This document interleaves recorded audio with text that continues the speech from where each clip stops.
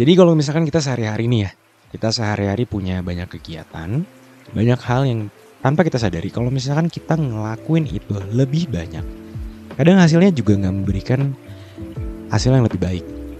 Nah, di dalam ekonomi ada teori yang menarik banget namanya Law of Diminishing Return.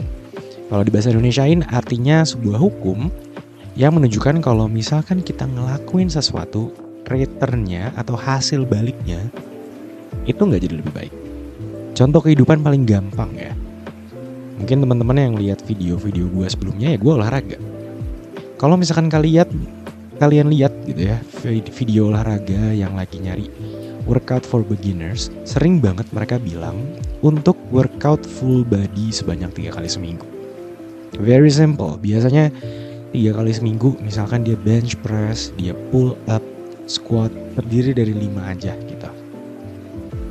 Jadi kalau misalkan di workout buat beginner itu punya yang namanya beginner's gain.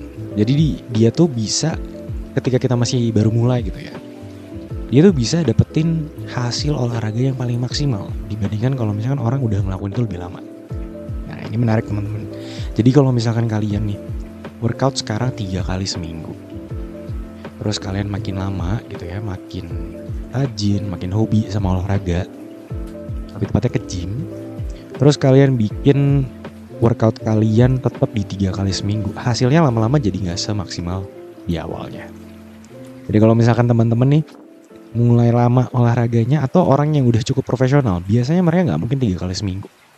Mereka biasanya kalau mau workout itu harus sebanyak mungkin 4, 5, sampai 6 kali seminggu. Ingat tetap harus kita kalau misalkan olahraga tetap harus yang namanya istirahat dulu. Nah, menariknya adalah semakin lama orang itu olahraga, semakin rajin dia olahraga. Pas dia lagi mulai ningkatin frekuensi olahraganya dari yang tadinya 3, 4, 5, tumbuhan ototnya itu gak semakin baik, bukan jelek, tapi gak semakin banyak kayak misalkan di awal-awal dulu. That's why banyak dari olahragawan di luar sana atau mungkin atlet yang kalian kenal itu gak mungkin olahraganya cuma sekali seminggu aja. Mereka pasti hampir setiap hari. Karena apa? Karena they need more time, they need more frekuensi, lebih banyak lagi latihannya untuk bisa ngasilin hasil yang sesuai. Dan ini gak cuman dibahas di dalam kehidupan aja, maksudnya di dalam kehidupan olahraga aja. Misalkan kita contohnya nih, kalau misalkan kalian kerja, terus kalian tahu nih kerja itu gak semuanya yang kalian lakuin itu bakal ngasilin hasil yang maksimal. Mungkin sales, marketing. Semakin banyak kita ngiklan, paling gampang misalkan marketing deh.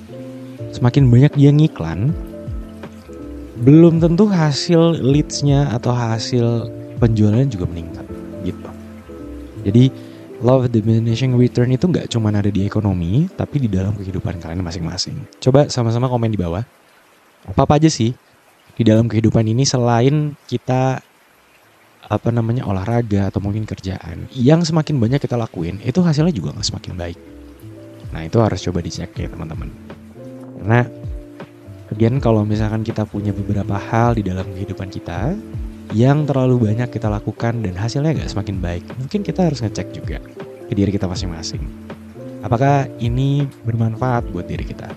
Dan apakah ini bisa terus meningkatkan hasil dari yang kita minta? Kalau misalkan udah gak bisa lagi ningkatin, alangkah baiknya kita cari cara yang lain untuk meningkatkan dan memberikan diri kita hasil yang lebih baik.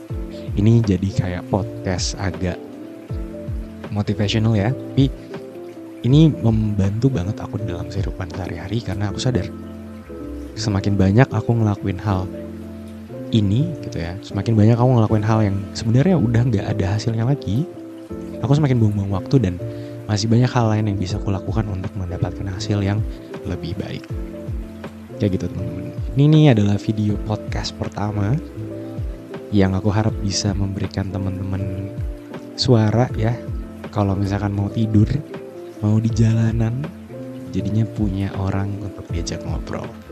Komen di bawah kalau misalkan kalian ada konten-konten atau topik-topik yang mau dibahas di YouTube channel ini. Jangan lupa komen dan subscribe. Semoga hari kalian baik. Goodbye.